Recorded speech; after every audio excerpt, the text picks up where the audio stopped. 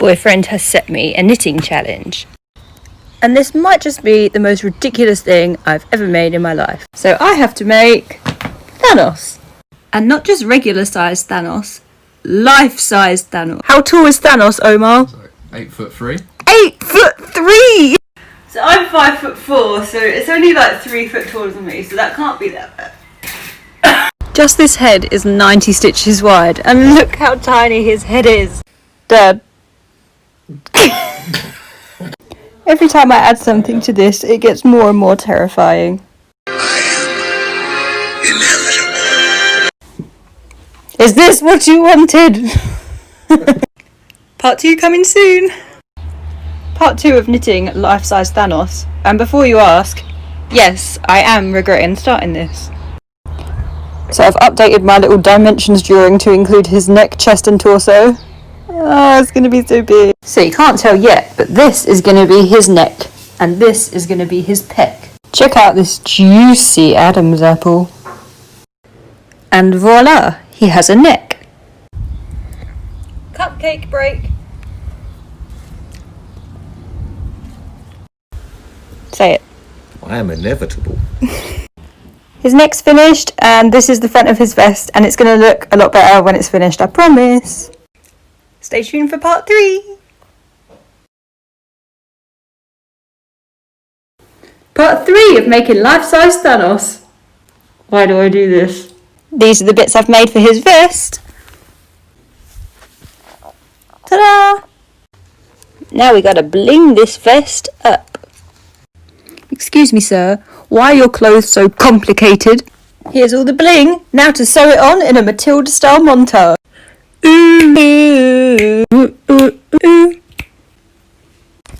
That was a terrible montage, I'm so sorry. And now to waste my lovely eyeshadow. Hey, is it alright if I try your vest on?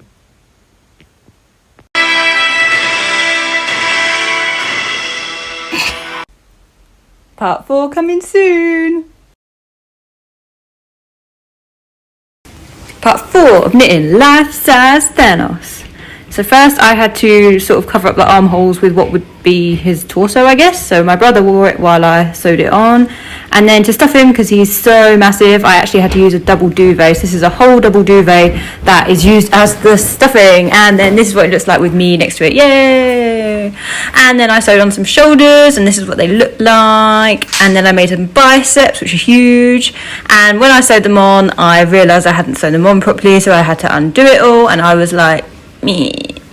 And then I sewed them on properly and they look good, and I was like, yeah. And then I ran out of wool and I was like, no. But this is what it looks like so far. Do you think his head's too small? Because I can't decide. And also I need your help on what colour his trousers are, because they look khaki there but they look black there, so which is it? Hello everyone. I know you're all waiting for part 5 of Life Size Thanos, and it hasn't come out yet because I've been a bit busy, because me and my boyfriend are moving out, yay! So part 5 is coming, it's just going to take a little bit longer than usual, so please accept the following as my apology. I am sorry. That was meant to be I am inevitable. Part 5 of making life-size Thanos. So my wool arrived, woo! And I got straight to knitting and finished off his bulging biceps, and I also made his forearm. And then I had a little relax because he's super duper squishy. And I made his hand and the other side of his hand. Hello! And yeah, the size of his hand has confirmed that his head is way too small, so I'm gonna have to make it again. But yeah, I finished his thumb, and then I added some definition to his biceps by just pulling this wool through it. Yeah, and then this is where it is so far. So come back next time where I'm going to make the gauntlet. Yay! Bye! Part 6 of knitting life-size Thanos, and now it was time to make the gauntlet. So I had to go get some wool and stuffing, and then I made the cuff, and I added some bling, which I made in some cable knit. But you've never seen a gauntlet made with cable knit before. So yeah, I sewed up the hand bit onto the cuff, and then I added the fingers. Boop, boop, boop, boop, boop. And then I made some more decoration for the gauntlet and sewed it all on so there was place to put the infinity stones. And then it needed even more bling, so I used a crochet hook to put this on. And this is what it all looked like before the stones. And then I got my power stone and I went on a hunt for the rest of the stones and I found Loki had one. You'll never be a god. So I killed him. And come back for part 7, yay! Part 7 of Knitting Life-Size Thanos, and I got delivery from Lovecrafts for my wool which I'm using for his trousers, which is his paint box yarn. And I'm actually only making the top bit of his legs, so I'm going to make the boots separately, but as you can see it's long enough to make a dress for me, and I stuffed it with a pillow. And then I finished off the arms by sewing on the gauntlet, and then as per my boyfriend's absolutely ridiculous request, I ordered these lights off Amazon. So I pinned these onto the arm to make veins and then disguised them so that when he gets an infinity stone they can light up like they do in the films. I know, it's stupid. And yeah, this is what it looks like so far. Ignore the tiny head because yes, I am going to redo that. Also, I just want to say I'm really sorry that these videos take a while to come out, but obviously knitting takes a while. But if you do want some more regular updates of Thanos, then you can follow me on my Instagram, which is the same as my TikTok name, William Warface. Thanks, bye. Part 8 of Knitting Life-Size Thanos. So first I had to finish off his shorts because he's going to have separate boots, and this is what they look like. And I had to stuff his trousers and his body, which used so much stuffing, so yeah, I stuffed him, and then I made him a funky belt to hold his trousers up. And also someone recommended that his infinity stone should be velcroed on instead of sewn, which I thought was a good idea, so I unpicked them and put velcro on. And then we had to go on a hunt for the soul stone, and I found it, but it meant I had to kill my daughter. But yeah, I got the stone and put it on. Yeah. But this is where we are so far, so come back for part 9. Yay, bye! Part 9 of Knitting Life-Size Thanos. So this week I was making his boot, which like much of the outfit that he wears is covered in gold bling. So I cut a bit of cardboard size to make the base of his foot, so hopefully he'll be able to stand up on it. But this is the size of it compared to my foot. I'm a size 5 for reference. So I made this shoe and then I added even more bling to turn it into a cool boot. And then before I sewed the boot on, I had to stuff his legs a bit more because he got that juicy butt, you know. And then I got the reality stone and I went to get the time stone and I had to fight Iron Man. But then Doctor Strange said, "Spare his life and I will give him the stone." So we got the stone. Woo! And this is where we are so far, with just another boot and the head to redo. Bye! Part 10 of Knitting Life-Size Thanos, and this week I was making his other boot, and this time I thought I'd show you the process. So these bits go there, then this bit goes there, then this bit folds like this and goes on top of this bit, then this bit folds like this, then these bits go on there, and then this bit goes here, and then it goes around, and it goes here, and then you make a boot. Ta-da! And then I thought I'd add some more decoration to his gauntlet to make it more realistic, so I wasted even more eyeshadow, and then it looked like this. And then I got some poles, and I stuck them down in the hopes that he'd be able to stand up, but mission failed. And then I had to go and get the final stone, which is the Mind Stone, so I went and found Vision, and I took it from him. And now I have all the stones, and this is where we are so far. It's just the head to do now. Part 11 of Knitting Life-Size Thanos, and this week I had to remake his head because look how tiny it was. So I made this weird bit. Hello. How are you today?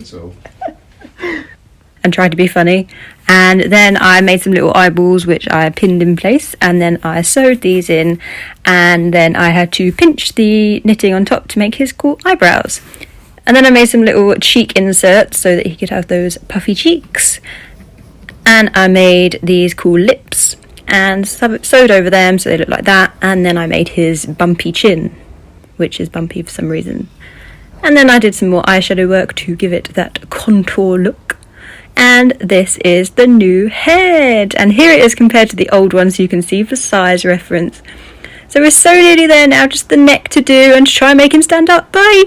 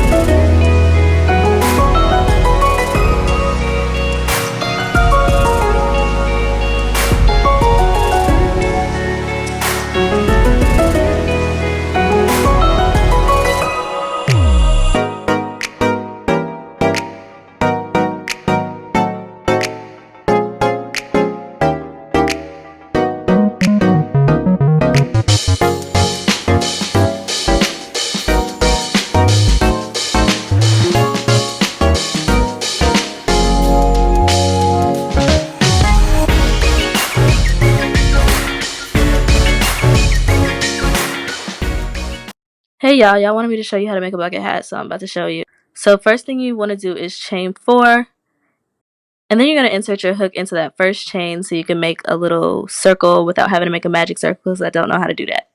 So after you do that, you're going to make a slip knot, and then go ahead and chain 2, and you're going to put 10 half double crochets in your round, but I'm about to show y'all where to actually put the half double crochets because I don't want you to mess up. So you're going to put it in the middle hole, and it's going to be like not hard to put your crochet hook in.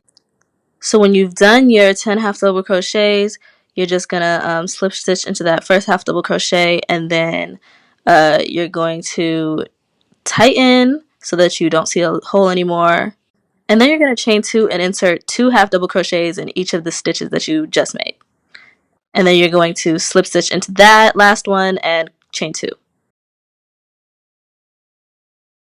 Okay, this is part 2 of the crochet bucket hat tutorial. Pay attention to the next few rows. So in your last row, you increased every stitch. In this row, you're going to increase every second stitch. So you're going to do 1 half double crochet in the first stitch and 2 half double crochets in the next stitch, and then 1 and then 2 and so on. Same as every row, you slip stitch into that first half double crochet, chain 2 and keep going. Next row, you increase every third stitch. So in the first 2 stitches, you're going to put 1 half double crochet, and then in the third stitch, you're going to put 2 half double crochets. I hope you guys can see the pattern I'm trying to hint at here.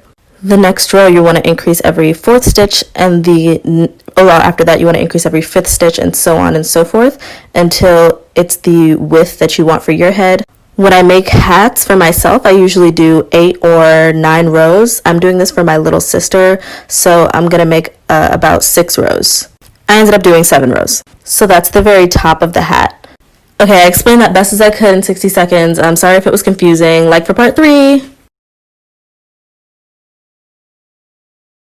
Okay, I'm going to show you how to finish this bucket hat. So for the next few rows, you're going to stop doing increased stitches. You're just going to put 1 half double crochet in each stitch. This is going to make that part that goes like around your head. And because you're not increasing the stitches, it's not going to go out anymore. It's just going to go like down. So you can see it kind of flipping up there. So I ended up doing 8 rows of no increase, and that's how it looked.